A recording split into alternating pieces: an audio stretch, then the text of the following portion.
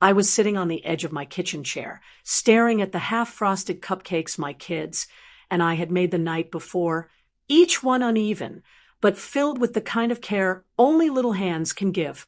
My sister's message was still glowing on my phone, its cold weight pressing into my chest even though I had already read it 10 times.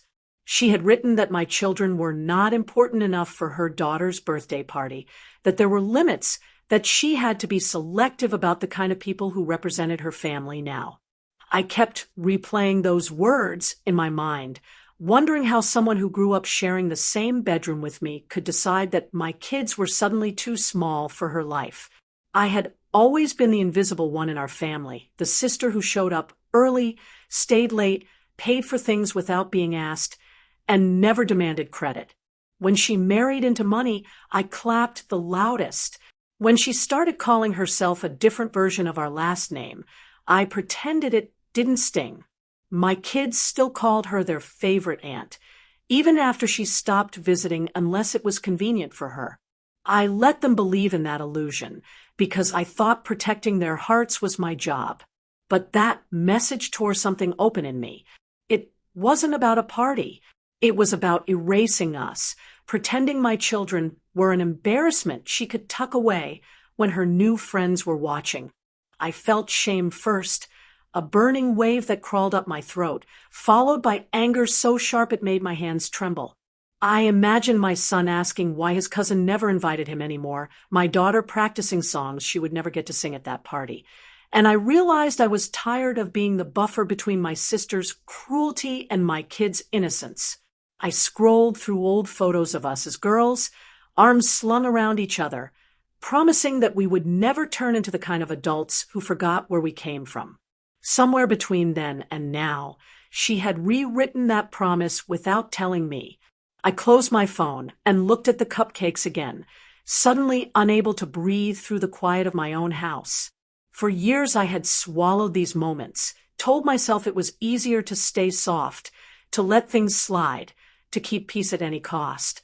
But this time, as I scraped the frosting back into the bowl, I felt something else rise in me, something steadier than hurt. I wasn't going to protect her image anymore. I wasn't going to make excuses for the way she treated my children. This time, I was going to let the truth surface, no matter how uncomfortable it made the people who had always expected me to stay silent. I started paying attention in ways I never had before, not because I wanted revenge, but because I finally wanted clarity. Every family gathering, every polite message from her, every filtered photo she posted suddenly felt like pieces of a puzzle I had been too loyal to assemble. I noticed how she never mentioned my kids by name anymore, how their birthdays went unacknowledged while her daughter's milestones were turned into grand public spectacles. I had always assumed she was just busy, just adjusting to a different life, but the pattern was too clean to ignore. It was as if my children had been slowly edited out of her world. I went back through months of conversations and realized how often she framed things as my fault without ever saying it outright. I was too sensitive, too emotional, too attached to the past. I was the one who had not grown, not evolved. The language was soft, almost loving, but it carried a quiet accusation that I had been absorbing without protest. I remembered the times she had offered to help with school fees or birthday supplies, then withdrawn the offer at the last moment, leaving me scrambling and embarrassed, always privately, always in a way that never left a visible mark on her reputation. Then the bigger truth came into focus. Our parents had been quietly sending her money for years, believing she was struggling to balance the image of her new life with the reality behind it.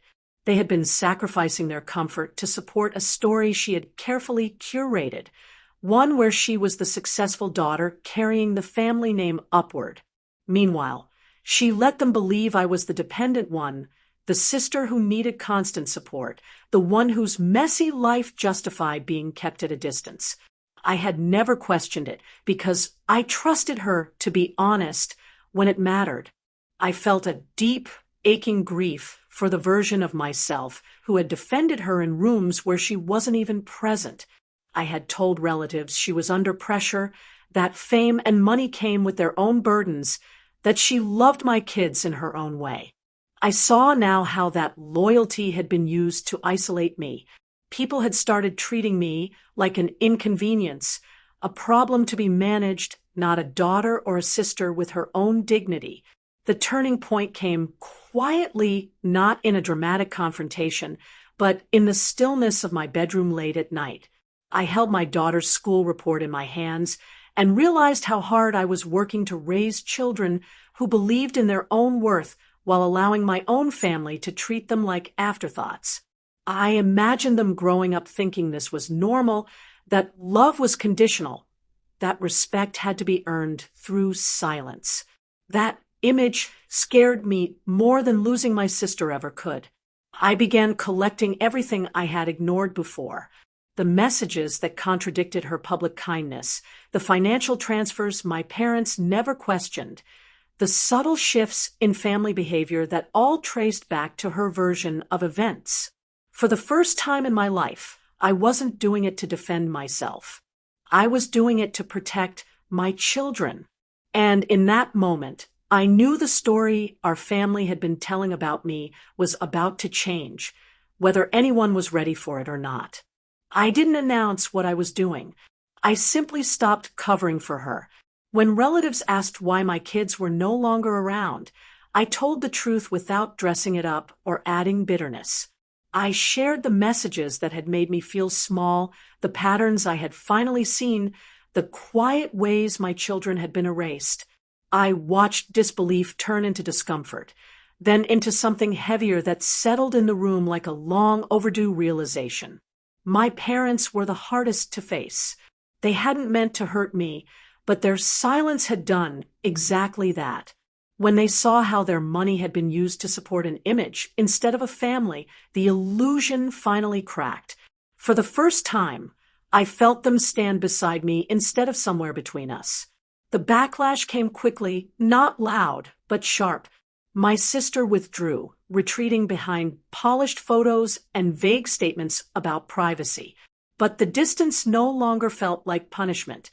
It felt like relief. My children noticed it too.